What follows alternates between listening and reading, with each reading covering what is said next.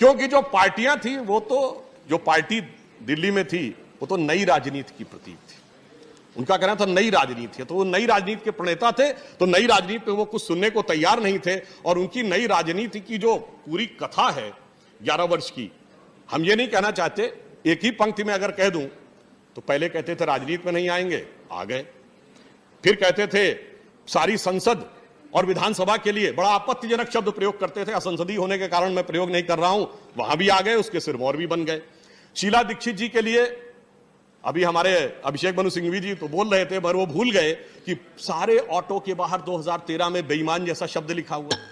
कहते थे हमारे पास तो सैकड़ों करोड़ की, सैकड़ों पन्नों की बुक है, और जब हम लोगों ने कहा कार्रवाई करो तो कहते सबूत ला के दीजिए।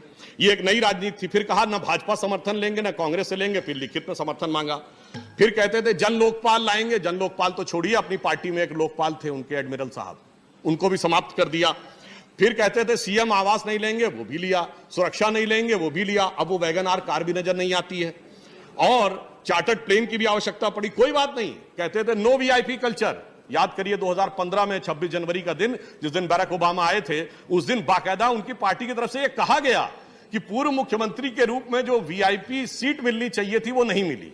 इसका अर्थ यह हो गया। फिर इतना ही नहीं, बिहार में जाकर राजद और अन्य दलों के साथ वो खड़े हुए जाके माननीय सभापति महोदय, ये मैं सिर्फ ये बताना चाहता हूं कि जो लोग कहते थे कि हम नई राजनीति लाएंगे, वो आकर कैसे कैसे कैसे कैसे रूप बदलते हुए कहां तक पहुंच गए।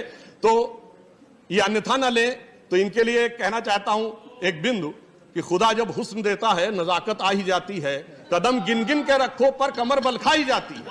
तो ये बल खाते चले गए और ऐसा बल खाए कि इन्होंने एक नई राजनीति ये जरूर शुरू की।